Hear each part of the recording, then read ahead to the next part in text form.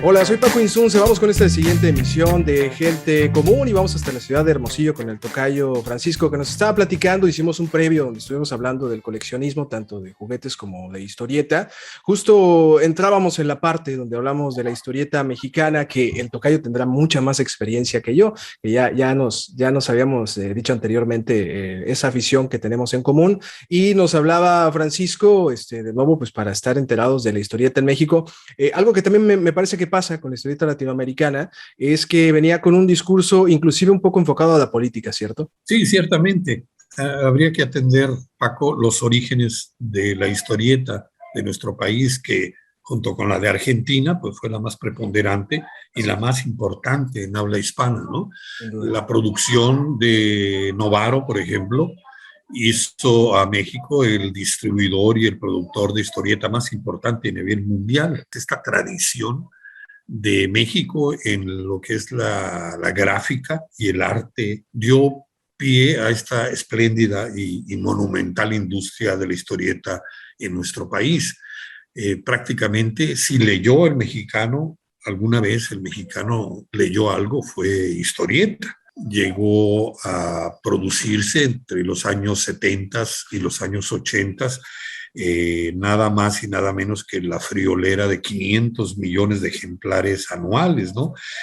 Por decirte un título, Calimán tenía un tiraje de 400,000 ejemplares diarios.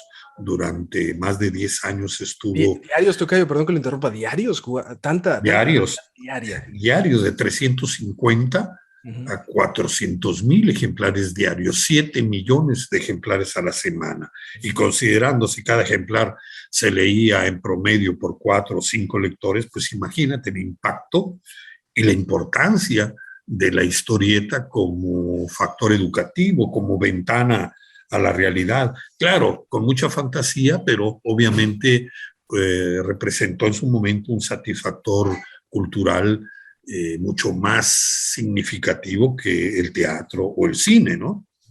Simplemente si te digo yo el nombre, por ejemplo, de Rosario Castellanos, Elena Garro, Elena Poniatowska, Sí. pues tal vez las ubiques inmediatamente como escritoras importantes y trascendentes en la historia literaria de nuestro país. Pero si te digo el nombre de Laura Bolaños, Uh-huh. tal vez no te diga nada, mas sin embargo, esta última es la escritora más leída en toda la historia de la literatura mexicana, porque fue la autora durante años y décadas de El Libro Semanal, que tenía un tiraje realmente impresionante a la semana, más de 8, entre 8 y 9 millones de ejemplares a la semana, algo que ningún escritor, yo me atrevo a decir, de todo el conjunto de grandes escritores no se acercaron ni siquiera en forma lejana a estas cantidades realmente impresionantes de distribución y lectura que tuvo en su momento, pues el cómic, la historieta, la fotonovela, con las tiras cómicas, como lo podamos entender o como lo debamos entender, fue el elemento formador más importante de la cultura, no solamente mexicana, sino latinoamericana, durante más de 30 años, ¿no? De los años 40 a los años 70. Y que ahí la virtud estaba en, pienso yo, en su carácter de lenguaje popular. O sea, que cualquiera podía sentarse, leer esa historieta, el mensaje estaba, digamos, perfilado para que cualquiera que lo leyera tuviera un entendimiento muy claro o lo más claro que se pudiese. Y haciendo yo memoria en lo que usted hablaba y lo escuchaba con atención, recordaba cómo también en México, incluso en los ochentas, para bien o para mal, o sea, aquí no vamos a hacer ningún juicio, pero también empezaba a circular mucha historieta para adultos, mucha historieta que viene de esa inercia, no siquiera estoy haciendo un juicio de valor de esas obras, pero vienen de esa inercia de que se conocía en México como un medio, casi decirlo, como un medio de comunicación la historieta. Claro, sí, en definitiva. Pues tuvo varias etapas, varias épocas. Definitivamente, a mí como coleccionista, lo que más me interesa es la época de oro de la historieta mexicana, que es hasta los años 80, podríamos decirle. Ya después, pues es una industria en crisis, es una industria en declive, que se empobreció tremendamente y terminó muchas veces al filo de la pornografía o al filo de la literatura oscura y sosa, Sin sin valor sustancia. artístico, sí, inclusive, ¿no?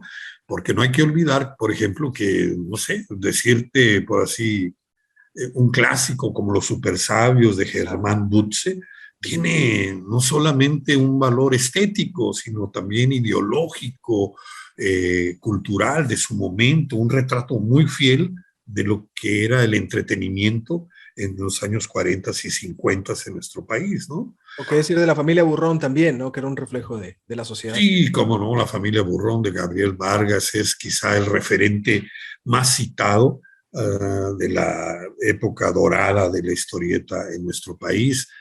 Muchas de las cosas que hoy las nuevas generaciones puedan entender de la Ciudad de México, en particular con la familia Burrón, pues parten de este retrato, de esta crónica de una ciudad naciente, masiva, tumultuosa, agresiva, encantadora, como es la Ciudad de México retratada fielmente en estos más de 1,600 números de la familia Borrón que fueron editados y distribuidos antes de los 80, ¿no? En que concluye ya en forma definitiva, aunque ha tenido reediciones. Este punto es muy importante, Paco, en el sentido de el acercamiento, o más bien el alejamiento de las nuevas generaciones por esta etapa de la estética y el valor innegable cultural de las historietas.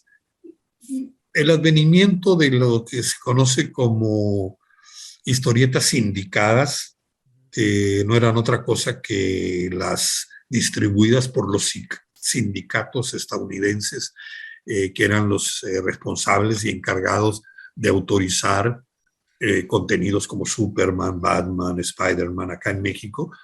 El advenimiento de estos superhéroes, de esta etapa estadounidense, sobre todo a través de la industria Novaro, de la editorial Novaro, pues viene a marcar un poco el conocimiento que tienen las nuevas generaciones, y hablo, por ejemplo, de tu generación, de los jóvenes de 30, 40 años de edad, que, bueno, limitan y no lo digo por ti, obviamente, o por muchos casos No, en que sí dígalo, hay un maestro, interés. dígalo, usted adelante. No, no, que creen, bueno, que esa es un poco el sentido y el contenido y la época de oro de la historieta en México, del surgimiento de lo que es propiamente el cómic, Así es. ¿no? Y no, antes de Superman, antes de Batman, antes de Walt Disney inclusive y sus tremendos y espléndidos personajes y queridos personajes, existieron un sinnúmero, inclusive de superhéroes y superheroínas eh, auténticamente nacionales, propios de la historieta y la creatividad del mexicano, ¿no?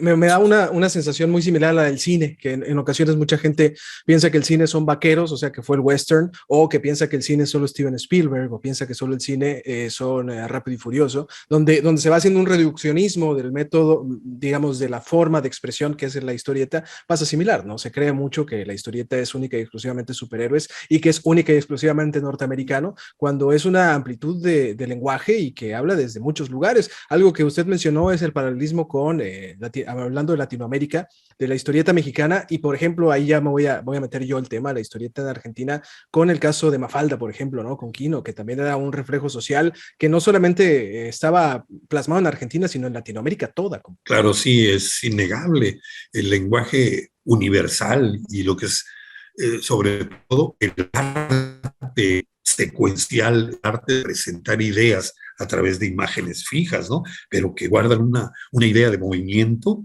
bastante clara y atractiva, ¿no? Es innegable este boom, esta revolución estética, artística, yo me atrevo a decir, del cómic estadounidense de los últimos 20, 30 años. Realmente es increíble el avance, no solamente en tecnología de impresión y de colorización de la historieta, sino del dibujo y sobre todo la forma de plasmar una historia, de de establecer una narrativa como la establecen los norteamericanos, que realmente, si en nuestro país la buena historieta, vamos a decir, así como la entendemos, está extinta desde hace 30 años, en Estados Unidos vive una época de esplendor, apoyada precisamente en esto que dices, ¿no? La idea cinematográfica, la representación cinematográfica, sobre todo Marvel, Disney, DC Comics,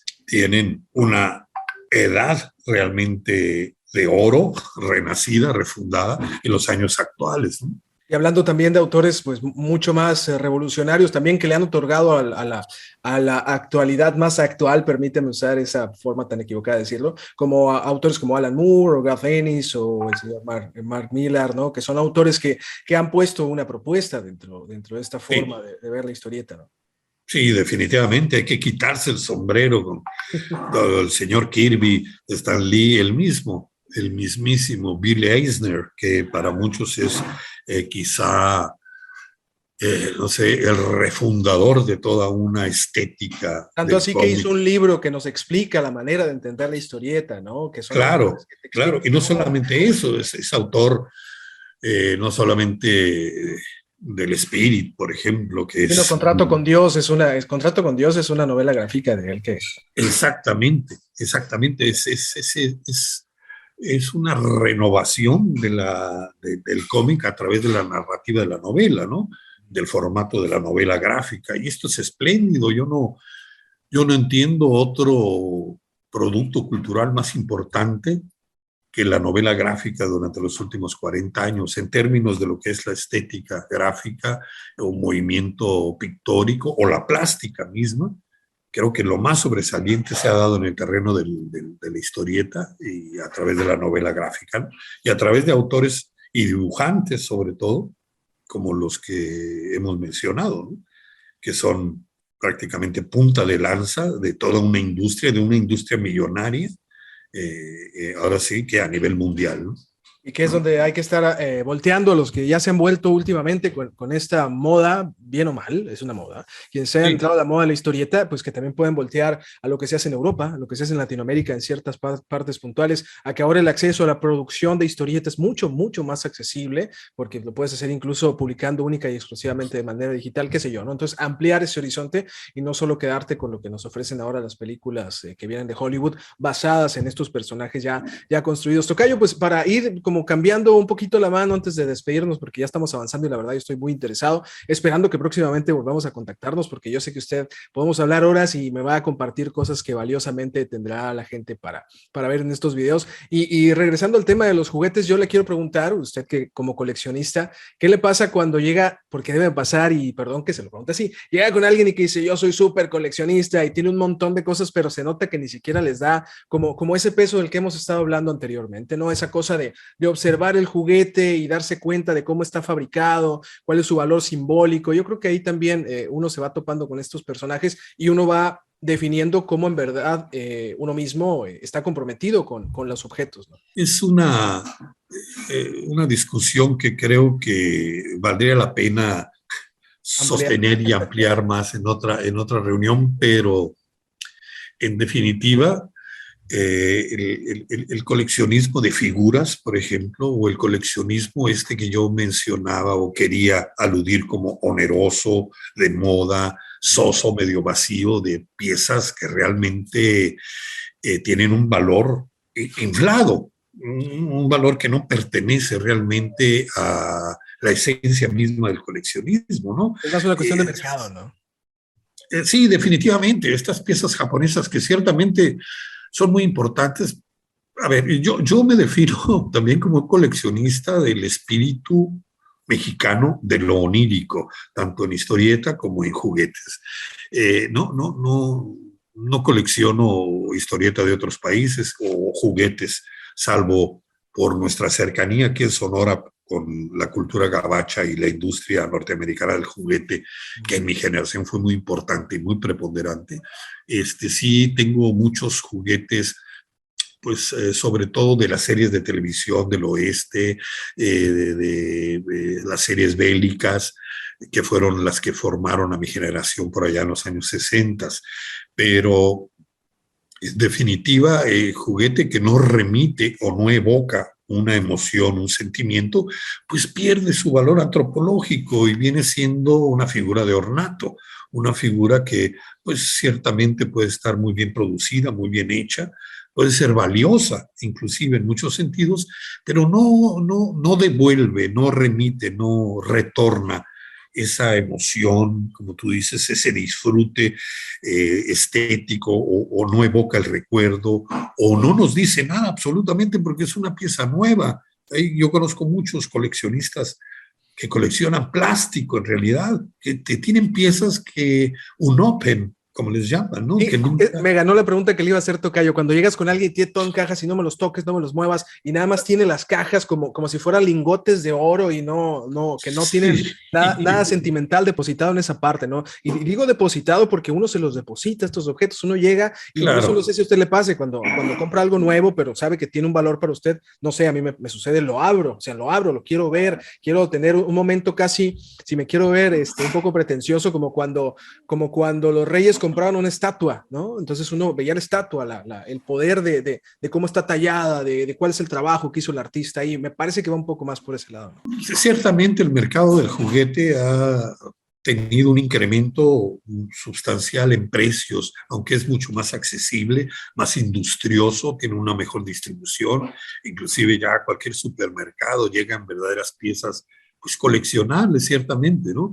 Pero el nuevo coleccionismo, este coleccionismo que adorna, que sí, que sirve para rellenar espacios y atesorar estas piezas en función de su valor, con la esperanza de revenderlas en un futuro con un precio inflado, precisamente por la demanda, etcétera. Yo pienso que se pierde la esencia misma del coleccionar, esta antropología, que yo gusto en llamarla un poco en forma cursi, una antropología del corazón, ¿no? Porque a mí una pieza que no me habla, una pieza que no me dice nada, pues no la veo yo como atractiva para ser atesorada o ser cuidada o ser comprada, ¿no? Entonces, yo generalmente asocio mucho las piezas que tengo y las piezas que me faltan, las asocio mucho con diferentes etapas, series de televisión, alguna película, incluso algún momento, etcétera, etcétera.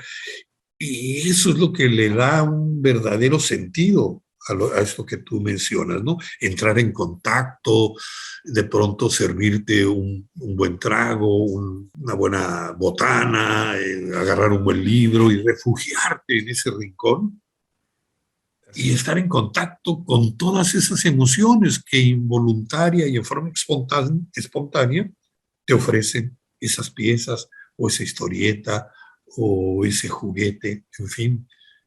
Pienso que es una manera muy a, amable de sobrellevar los recuerdos, ¿no? Y ahí es donde uno se va reconociendo paso a paso, ¿no?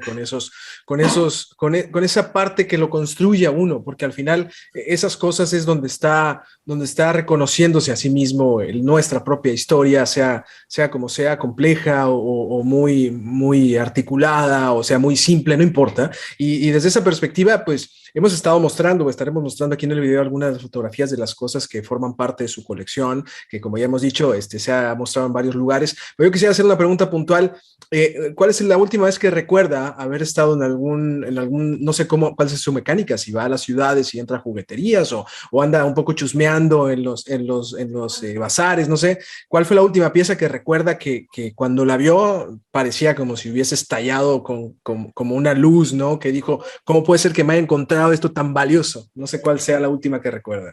Pues en definitiva es una cartuchera, como les llaman, una funda de pistola de Roy Rogers de los años 50, que bueno, fue una pieza que yo siempre deseé tener porque la promovieron y la dieron a conocer por allá en los años 60, 62, y haberla encontrado y haberla adquirido a través de esta tremenda herramienta que es el Internet, que es así un oasis y vehículo tremendo para el coleccionista, sobre todo que puedas tener acceso a piezas que realmente es impensable poderlas encontrar en otro lugar o en algún bazar o en algún tianguis.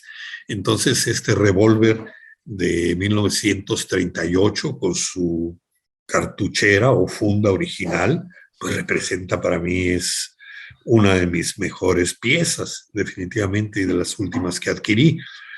Aunque te debo de decir que lo que más recuerdo ahorita en estos momentos es un luto tremendo, un luto profundo que Ya la veo venir. guardo por haber perdido unas piezas precisamente que tienen que ver con el viejo oeste, ¿no? Que son de pistolas, de triquis, obviamente le decimos a las pistolas de... Que tienen unos detonantes pequeñitos de pólvora, ¿no? Que uno los Sí, sí, sí, así definitivamente, ¿no? A ver, ahí veo que tiene... Usted siempre armado, ¿eh? Usted siempre armado.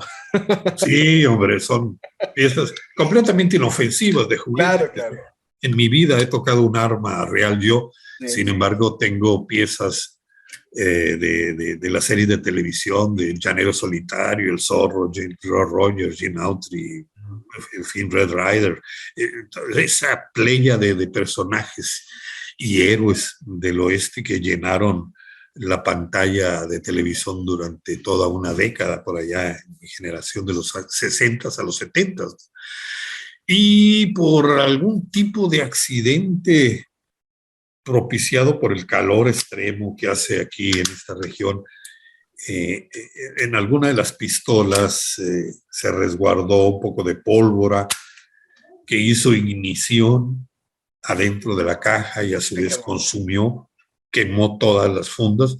Perdí 11 de mis más valiosas cartucheras que realmente, no, hombre, lo recuerdo y realmente me duele físicamente todavía acordarme de esa pérdida, pero bueno, ojalá algún día las pueda recuperar, que lo dudo mucho, ¿no? Es otra característica de este tipo de juguete que es...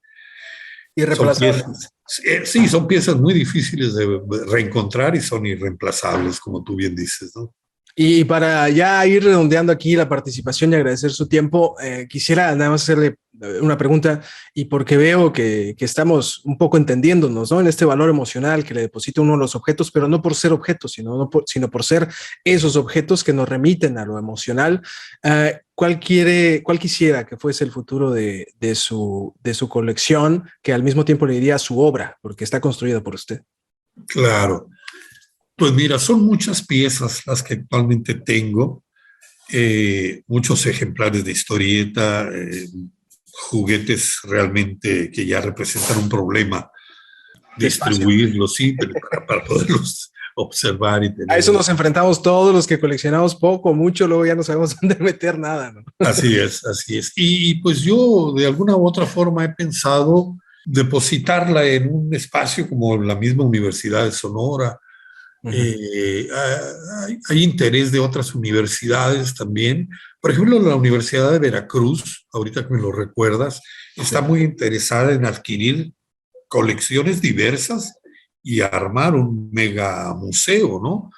La Universidad de Veracruz, como tú recordarás, tiene un poquito más de experiencia y un interés histórico un poco mayor que las otras universidades en atesorar mucho lo que es cultura popular y sobre todo en una industria editorial pues que ninguna otra universidad tiene, ¿no? Salvo la UNAM y el mismo Politécnico, pero tal vez sea el mejor destino que pueda tener una colección como la mía, porque en definitiva, y no hablo únicamente de mi colección, sino también la de muchos otros compañeros o coleccionistas que conozco, que cuidan y atesoran lo que es la memoria de nuestro país en términos de este factor cultural que es el juguete o este elemento de la gráfica que es la historieta, ¿no? Entonces la atesoran y la cuidan, no solamente para resguardar la memoria, sino también para darle historicidad a un periodo tan importante y sobre todo Paco, pensando en las nuevas tecnologías y en los nuevos divertimentos que tienen las nuevas generaciones en la pantalla, en el iPad, en el teléfono celular, que ya está completamente digitalizada nuestra cultura audiovisual y mucho más la cultura de ellos. Es importantísimo el rescate de este tipo de satisfactores culturales, de que las nuevas generaciones no solamente entiendan el antecedente histórico, sino también el uso pedagógico, el valor estético innegable que tiene el juguete o la historieta.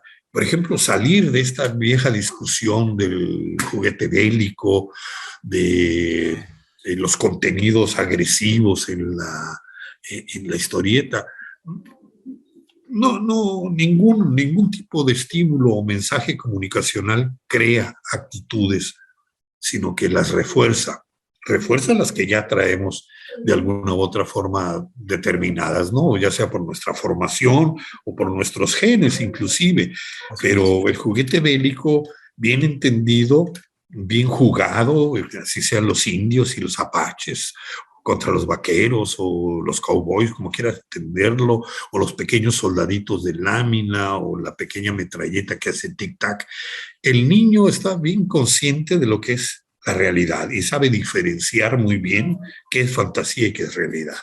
Como te digo, yo me jacto de tener tal vez la colección de pistolas, de cap guns, como les llaman los gabachos, o de pistolas de triques, más grande, yo pienso que a nivel nacional. Tengo alrededor de 400 o 500 diferentes armas, todas de juguetes, y como te aseguro, con plena honestidad y confianza, jamás he tocado un arma de verdad y jamás la voy a tocar.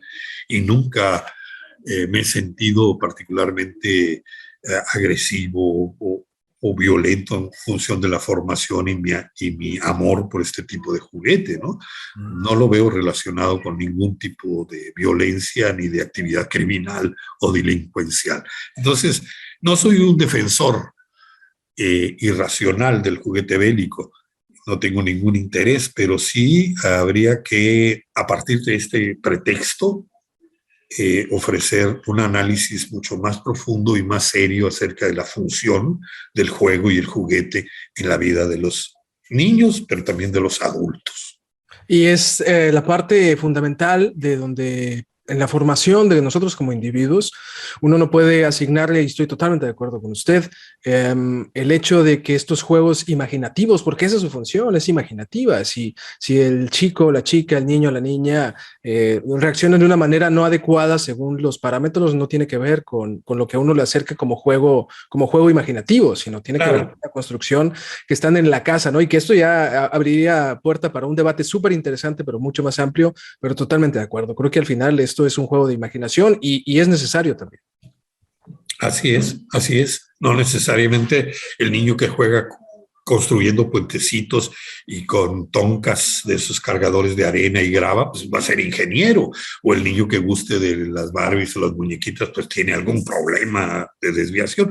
No, en absoluto. En absoluto. Es la desbordada fantasía e imaginación que hace esa etapa de la niñez tan especial y tan rica en posibilidades expresivas, ¿no? Y que es muy necesaria para estimular la creatividad, que mucha falta y mucha necesidad nos hace pues para crecer como personas que tengamos esa posibilidad de encontrar cosas nuevas, ¿no? Pues Tocayo, ya casi para despedirnos, le agradezco mucho el tiempo y para ir cerrando, ¿dónde ha estado su exposición de estas colecciones? ¿A dónde la ha llevado? Porque previo a esto yo ya me he documentado un poco y ha estado presente en algunos lugares, no solo del país, ¿no? Así es, sí, es una colección itinerante que por su ecleticismo, porque es una colección muy eclética, muy variada.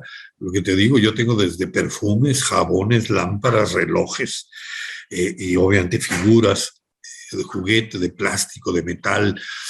Tengo historietas desde los años 30 a la fecha de los 80, más o menos, 1982 serían los ejemplares más recientes. Es como una radiografía bastante completa de lo que ha sido la historieta en nuestro país.